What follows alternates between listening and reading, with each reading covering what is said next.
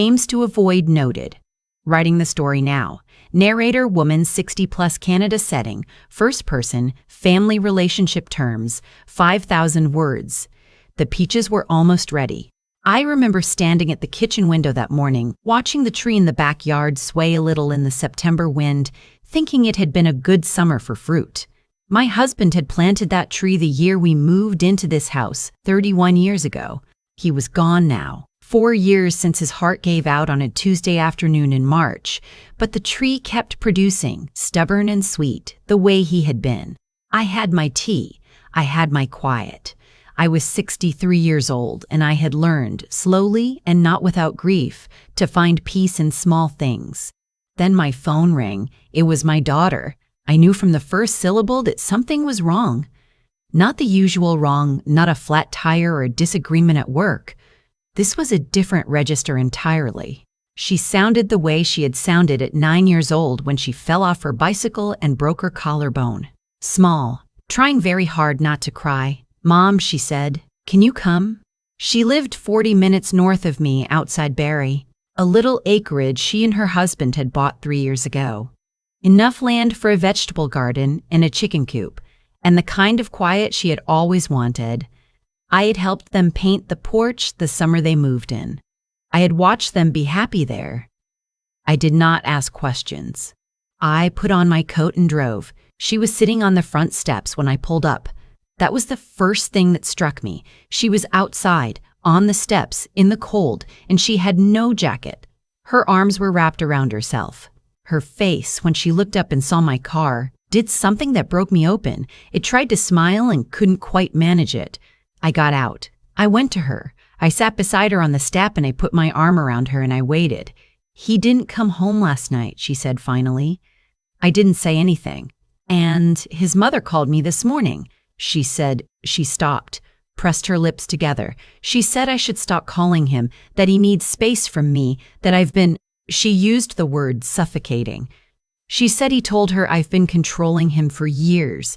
I knew my son-in-law's mother. I had met her perhaps a dozen times over the years. At the wedding, at holiday dinners, at the baptism of my grandson, who was now 4 years old and asleep inside, unaware that his father had not come home. She was a careful woman. Polished. She had never been warm to my daughter, but she had never been openly unkind either. She operated in that particular register of passive disapproval that some women perfect over decades. A slight pause before a compliment, a question framed just wrong enough to sting. My daughter was not controlling. She was organized, yes, precise. She managed the household finances because she was better at it. She made the appointments, kept the calendar, remembered the birthdays. She had done this while also working full-time as a dental hygienist and raising a child, and for the past 14 months, carrying another one. She was 7 months pregnant. I looked at her sitting there on those steps, no jacket, arms around herself, and I felt something settle in my chest. Not panic, not anger. Something quieter and more durable than either of those things. "Come inside," I said. "You need to be warm." The baby was due in November. My daughter, I will call her by her name, Iris. She would want that. She has never liked being reduced to a role. Iris had been having a healthy pregnancy. Her iron was good. The baby was positioned well. She had been careful about everything, the foods she ate, the hours she slept, the stress she allowed near her. Now she sat at her own kitchen table with a mug of decaf in her hands and told me the rest of it. Her husband, I'll call him by his name too, Dale, had been distant for months. She had noticed it and chalked it up to work stress. He managed a landscaping company and the season had been difficult. She had tried to give him space. She had tried to talk. She had asked if he wanted to see someone, a counselor, together or separately. He had said no, everything was fine. She was imagining things. He had emptied their joint account 11 days ago. Not all of it. Enough. $14,000, moved in 3 transfers over 3 days, each one just under the threshold that would trigger an automatic bank alert. She had not noticed until the previous week when she went to pay their property tax installment and found the balance at $412. When she confronted him, he left the room. He made dinner. He acted as though the conversation had not happened. 2 nights later, he didn't come home. His mother called at 8 in the morning. I sat with all of this for a long moment. I looked at my daughter, her tired eyes, the careful way she was holding herself, one hand resting on her belly without thinking, and I thought about what it means to be someone's mother. What it means to have watched a person come into the world and grow into themselves and make choices you sometimes didn't understand but tried to trust, and then to sit across from them in their kitchen while everything quietly falls apart. "Have you called the bank?" I said. "Yes." "Yesterday. They said because it was his account too, there's nothing they can do. Have you called anyone else?" She shook her head. "Okay," I said. "Then that's where we start. My younger brother is a retired RCMP officer. He spent 30 years with the force, the last 12 in financial crimes. He lives in Sudbury now, runs a small fishing charter on the weekends, grows tomatoes badly, and is very proud of them. His name is Wallace, and he is the person I call when I do not know what to do, because he always does." I called him from Iris's driveway. He listened without interrupting, which is one of the things I love about him. When I finished, he said, "She needs a family law lawyer today, not tomorrow, today. And she needs to document everything, screenshots of the bank account history, any texts from him, dates, amounts. Don't touch anything in the house yet." "Why not?" "Because if this goes to court, you want the record to be clean." I went back inside and told Iris what Wallace had said. She nodded slowly, like she was absorbing each word carefully. Then she picked up her phone and started taking screenshots. She was 7 months pregnant and her husband had left, and her mother-in-law had called to tell her she was the problem. And she sat at her kitchen table and documented everything methodically, one screenshot at a time. I have never been more proud of her in my life, and that includes the day she was born. The lawyer's name was Deborah. She was based in Barrie, had been recommended by a colleague of mine whose divorce I had watched from a careful distance 5 years ago. She saw Iris that same afternoon in a corner office that smelled like coffee and old paper, with a window that looked out over the parking lot of a strip mall. Not glamorous, but she was sharp, and she was calm, and she did not waste a single word. She explained the situation in practical terms. Under Ontario family law, because they were married and the funds had come from marital property. Dale's income, which had supported the household for the past year while Iris had reduced her hours due to the pregnancy. Iris had a claim. The transfers were not illegal exactly, but they were relevant to the equalization of net family property. The property tax was joint. The mortgage was joint. The baby was joint in the sense that mattered. "He cannot simply take money and leave," Deborah said. "That is not how this works." Iris sat very still and listened. "The more important question right now," Deborah continued, "is your immediate financial situation. You have a child at home, another coming in 8 weeks, and $400 in your joint account. We need to address that first." There was a motion she could file, an urgent motion for temporary support, given the pregnancy and the existing child and Iris's reduced work hours. It would not be instant, but it would move faster than the main proceedings. "File it," Iris said. I stayed with her that week. I slept in the guest room and got up twice a night to check on my grandson, who had decided that his father's absence meant something was wrong, even if he couldn't name what, and had started waking up and calling out. I sat with him in the rocking chair his parents had put in his room when he was born. I sang the same 3 songs I had sung to Iris 30 years ago. He would settle after a while, hot and heavy against my shoulder, and I would sit there in the dark and think. I thought about Dale's mother, about that phone call. She had known, I realized. She must have known, or at least suspected, what her son was planning. She had called Iris not to offer comfort, but to get ahead of it. To plant the seed of controlling, suffocating before Iris could tell her own version of events to anyone. It was a careful thing to do, calculated, the kind of move you only make if you had time to think about it. I wanted to call her. I wanted to say a great many things. I didn't. Not yet. Wallace drove down from Sudbury on the Thursday. He arrived with a cooler of food he had made himself, soup, a casserole, a pie, and spent the first hour in the kitchen talking to Iris while I sat with my grandson in the living room and listened to them through the wall. He asked her questions I had not thought to ask, whether Dale had a separate bank account she wasn't aware of, whether he had made any large purchases recently she couldn't account for, whether there were business accounts through his landscaping company that might be relevant. Iris thought about it. Then she said, "His mother is a signing officer on the business account. She has been since he started the company." Wallace didn't say anything for a moment. "Then, when did she become a signing officer?" "I think about 18 months ago. Dale said it was for tax purposes, in case something happened to him." I heard the pause that followed. "Iris," Wallace said carefully, "do you know if there have been any unusual withdrawals from the business account in the last year?"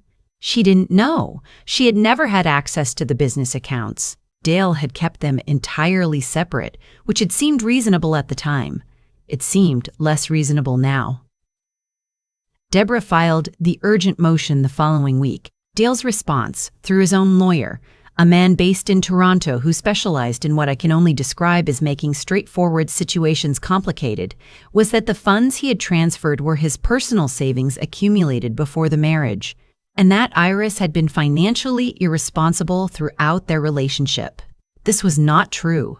I knew it was not true because I had watched my daughter manage money with the kind of careful, methodical attention that she brought to everything. Their mortgage was ahead of schedule. They had a TFSA and an RRSP and a registered education savings plan for my grandson. She had built that. She had sat at that kitchen table with spreadsheets and calculators and built a financial foundation for their family. The claim made me angrier than almost anything else, not just because it was false, but because I understood what it was for. It was designed to make her spend time and energy defending herself instead of moving forward. Deborah was not rattled. "This is standard," she said.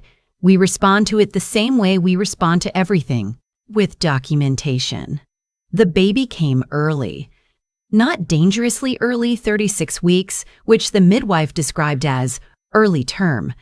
Iris's water broke on a Sunday evening in mid-October, 6 weeks before the due date, and I drove her to RVH while my neighbor came over to stay with my grandson. It was a fast labor, faster than her first. By 2 in the morning, she was holding a girl. I sat in the corner of the room and watched my daughter hold her daughter for the first time. The baby was small but healthy. Good lungs, good color, the midwife said. Iris was crying quietly, and the baby was making the small sounds that newborns make. And the room smelled like hospital antiseptic and something else, something older and more fundamental than anything I have words for. I thought, whatever happens next, this is here. This happened. This is real. Dale was not there. He had been notified. He did not come. His mother called the hospital. I know this because the nursing staff told me a woman had called the maternity ward asking about Iris's room, and Iris had asked them not to give out the room number. I stepped outside and called her myself from the hallway, with the fluorescent lights humming overhead and the sound of a cart being wheeled somewhere distant. She answered on the second ring. I did not raise my voice. I have never found much use in raised voices. I told her that her granddaughter had been born that morning and was healthy. I told her that Iris was resting. I told her that if she wished to meet the baby at some point in the future, that conversation could happen through Deborah's office. Then I said, "I know you called Iris the morning after Dale left. I know you called before she had spoken to anyone.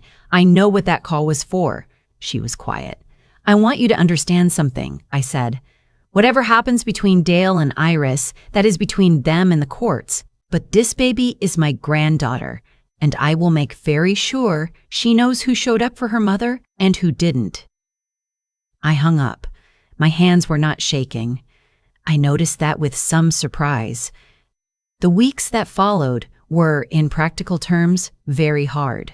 Iris was recovering from birth while managing a legal proceeding. She was nursing a newborn and caring for a 4-year-old. She was on reduced hours at work. She went back at 10 weeks because she needed the income and because the employee insurance benefits, while helpful, did not cover the mortgage on their property. She was exhausted in a way that went beyond sleep. The kind of exhaustion that comes from holding too many things at once for too long. I drove up 3 times a week. I brought groceries. I took my grandson to hockey practice on Saturday mornings, the arena cold and echoey and cheerful in the way that minor hockey arenas always are in Ontario in November. He was learning to skate. He fell constantly and got up immediately, the way small children do without drama. I tried to do the same. Wallace stayed involved. He had connections, not official ones, not anymore, but the kind of informal network that someone builds after 30 years in law enforcement. Through those connections, he was able to confirm what he had suspected. There had been significant transfers out of Dale's business account in the months before he left, some of them to a personal account, some of them to an account registered to his mother's address. This information went to Deborah. Deborah submitted a formal request for financial disclosure as part of the family proceedings. Dale's lawyer objected. The motion went before a judge. The judge was not impressed by the objections. Dale came to see the baby when she was 6 weeks old. Iris had agreed to this. She was not, whatever his mother had told him, an unreasonable person.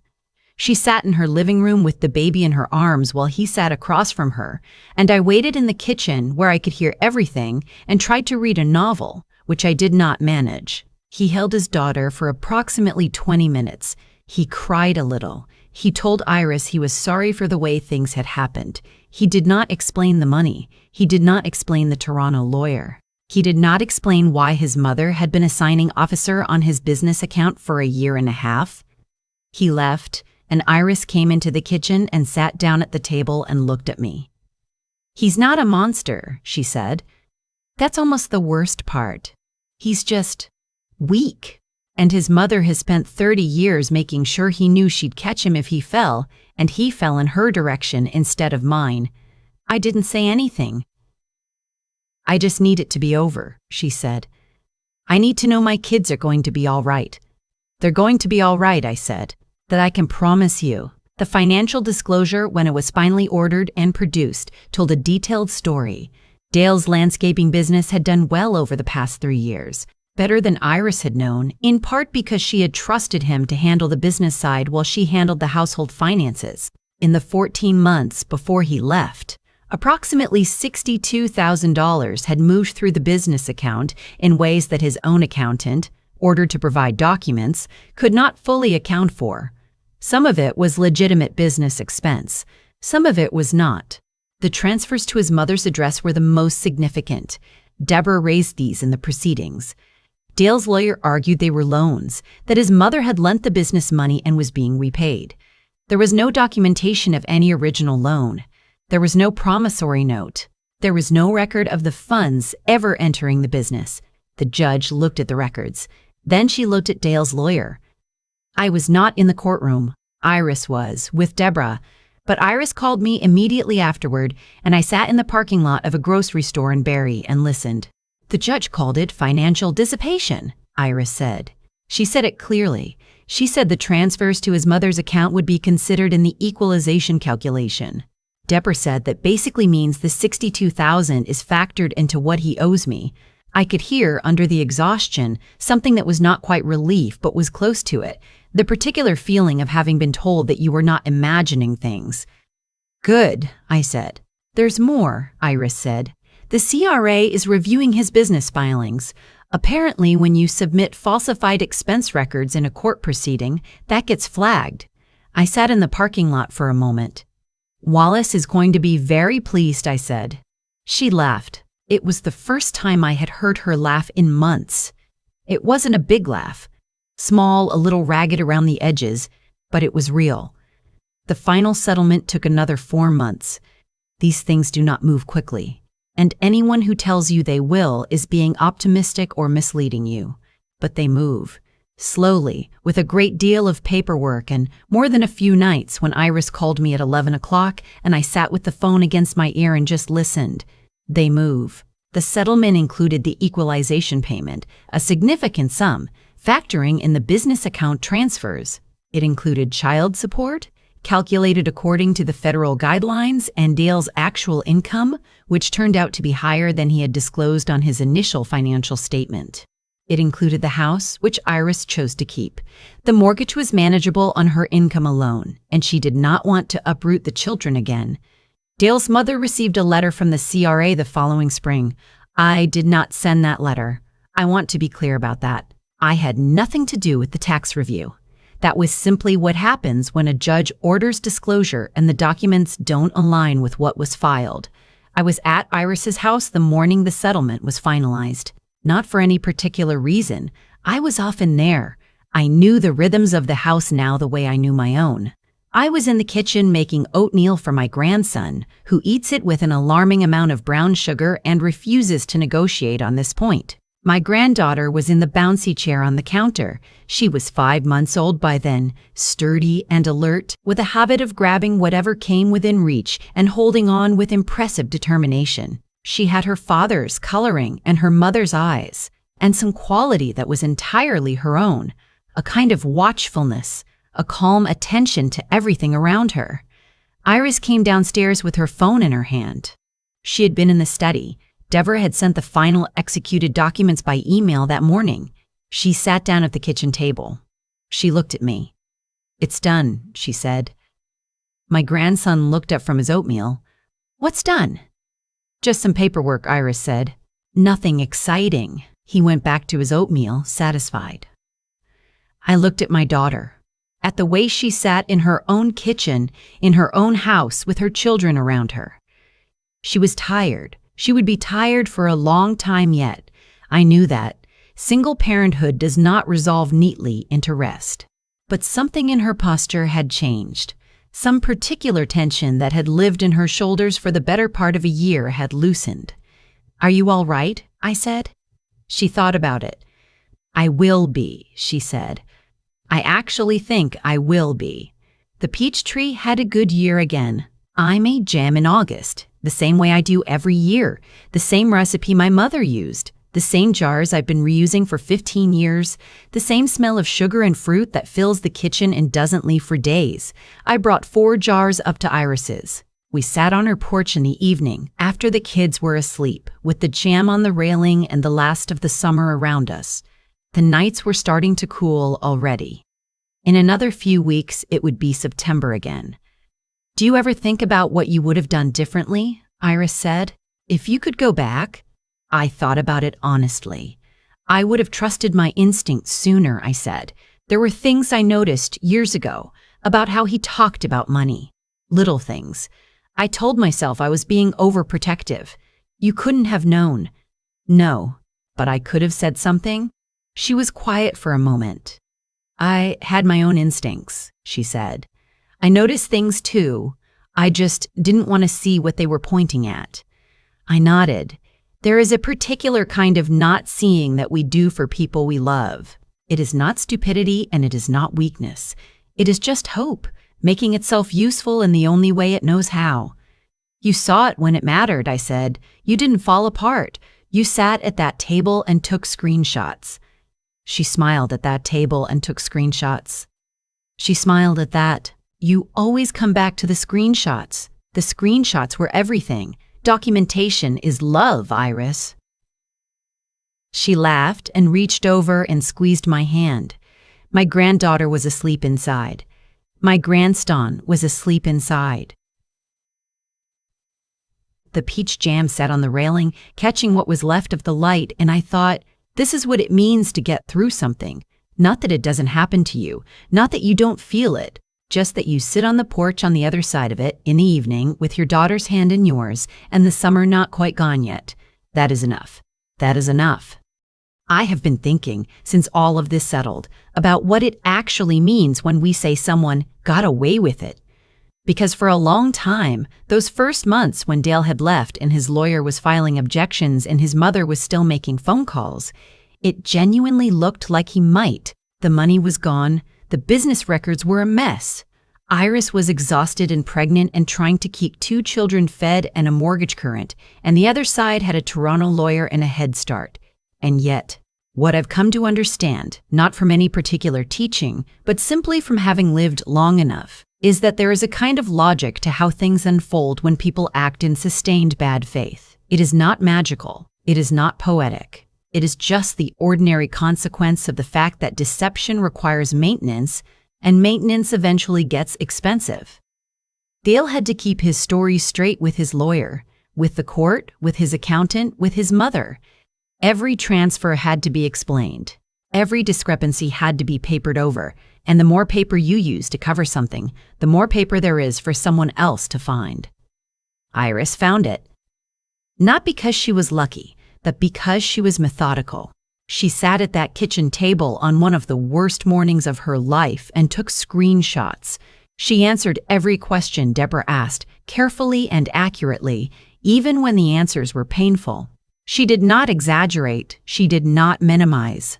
She gave the truth exactly as it was and let it do its own work.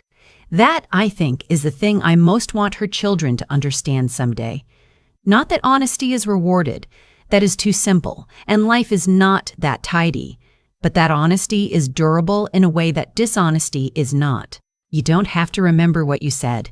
You don't have to track what you moved where. You don't have to keep your mother briefed on the current version of events. You just have to keep telling the same true thing, consistently, until the people with the authority to act on it finally do. Wallace used to say, back when he was still with the force, financial crimes always leave a trail. Always. People think money is invisible, but it isn't. It just needs time to become visible. He was right. He is usually right, which is occasionally annoying. And Dale's mother. I think about her too. About the phone call she made to Iris that morning, before anyone had a chance to react, before Iris had spoken to a single person. That call required a certain kind of intelligence. It was calculated, but it was also short-sighted in the way that most calculated cruelty is short-sighted, because it assumed that Iris was alone. It assumed there was no one who would show up. It assumed the story was already decided. My granddaughter is almost a year old now. She pulls herself up on the furniture and looks around the room with that watchful, considering expression she has had since she was 3 weeks old. She does not know yet what the first year of her life cost her mother. She does not know about the court filings or the financial disclosure or the November morning when Iris called me from a parking lot and laughed for the first time in months. She will know, eventually, not everything, but enough. Enough to understand that her mother sat in a hard place and did not fall apart. Enough to understand what it looks like when someone chooses the harder, slower, more honest road and stays on it. Enough to know that her grandmother drove 40 minutes without asking questions because some things do not require explanation. That is the only inheritance I have to give that I am certain of. Not money, not advice, just the example of showing up.